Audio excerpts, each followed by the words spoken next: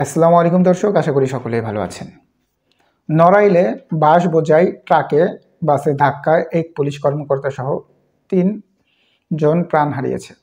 দর্শক, নড়াইলে ট্রাক এবং বাসের ধাক্কায়, অর্থাৎ ট্রাকে ছিল বাস ভর্তি, আর সেই ট্রাকের পিছন থেকে বাস গতি হারিয়ে বা নিয়ন্ত্রণ হারিয়ে যখন ট্রাককে ধাক্কা দেয়, তখন বাসগুলো ট্রাকের ভিতরে ঢুকে যায়, বাসের ভিতরে ঢুকে যায় এবং তাৎক্ষণিক ওই বাস দ্বারা আক্রান্ত হয়ে ৩ জন, একজন সাথে সাথে মারা যায় এবং পরবর্তীতে ২ জন হাসপাতালে নেওয়ার পর চিকিৎসাধীন অবস্থায় মারা যায়। দর্শক, বাংলাদেশে এই ধরনের দুর্ঘটনা প্রতিদিনই ঘটছে। প্রতিদিনই শোনা যাচ্ছে যে এই ট্রাক বা শুধু বাস বা মিনি বাস বা বিভিন্ন বাসের সাথে ট্রাকের অথবা অন্যান্য যানবাহনের সাথে সংঘর্ষ হয়ে প্রতিদিনই নিহতের ঘটনা আমরা প্রতিনিয়ত দেখছি। কেন এটা ঘটছে, এটা থেকে উত্তরণের উপায় কি? অর্থাৎ আসলে কেউ কোনো ট্রাফিক সিগন্যাল মানছে না। বেশিরভাগ অধিকাংশই ট্রাক চালক বা গাড়ি চালকরা হচ্ছে অশিক্ষিত। তারা হচ্ছে গিয়ে টাকার মাধ্যমে বা বিভিন্ন মাধ্যমে তারা তাদের ড্রাইভিং লাইসেন্স সংগ্রহ করছে, অর্থাৎ তারা আসলে দক্ষ না। এখানে দক্ষ ড্রাইভারের বিশেষ প্রয়োজন। দর্শক, চলুন বিস্তারিত জেনে নিই। রবিবার রাতে ১৫-১১টার দিকে বাগারপাড়া উপজেলার ভাঙ্গুড়া বাজার এলাকায় নড়াইল যশোর মহাসড়কে এই দুর্ঘটনা ঘটে। নড়াইলের পুলিশ সুপার মোহাম্মদ রবিউল ইসলাম বিষয়টি নিশ্চিত করেছেন।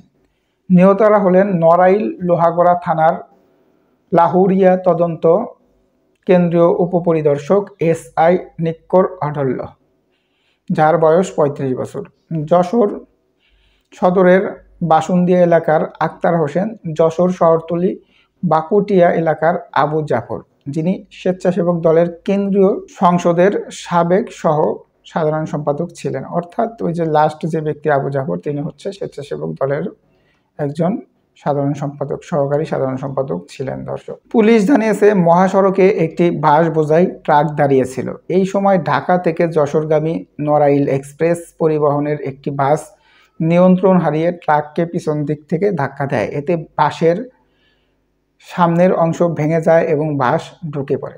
তো ভয়াবহ ঘটনা দর্শক, এটা একটু ইমাজিন করলে দেখা যাবে ভয়াবহ ঘটনা। ফাইনাল ডেস্টিনেশন মুভি যারা দেখেছেন তারা এই মুভিটাকে এটার সাথে একটু যুক্ত করে দেখতে পারেন। আসলে এই টাইপের ঘটনাই ঘটেছিল।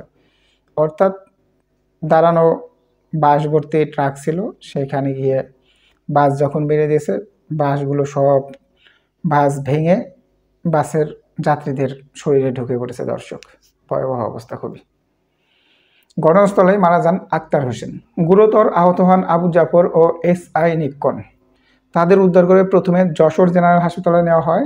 সেখানে আবু জাফর মারা যান। পরে পুলিশ কর্মকর্তা নিক্কনকে উন্নত চিকিৎসার জন্য ঢাকায় আনার সময় অবস্থার অবনতি ঘটে।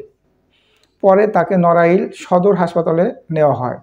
সেখানে সোমবার রাত 12:30টার দিকে চিকিৎসাধীন অবস্থায় তিনি মারা যান। দর্শক, আমরা চাই না এই ধরনের দুর্ঘটনা ঘটুক। যেহেতু এখানে বাস নিয়ন্ত্রণ হারিয়েছে, ব্রেক ফেল করেছে, ড্রাইভারকেও আমরা ওইভাবে দোষারোপ করতে পারি না, যেটা মানে দুর্ঘটনার ভিতরেই আসলে অন্তর্ভুক্ত হয়ে থাকে। তবে এই ধরনের দুর্ঘটনা রোধে অবশ্যই সরকারকে এবং জনগণকে সচেতন থাকতে হবে এবং ট্রাফিক পুলিশকে সচেতন থাকতে হবে। এই যে আজকে যে দুর্ঘটনার খবরটা নিয়ে আসলাম, এই বিষয়ে যদি আপনাদের কোনো মতামত থাকে অবশ্যই কমেন্টে জানাবেন। ধন্যবাদ সকলকে। আসসালামু আলাইকুম।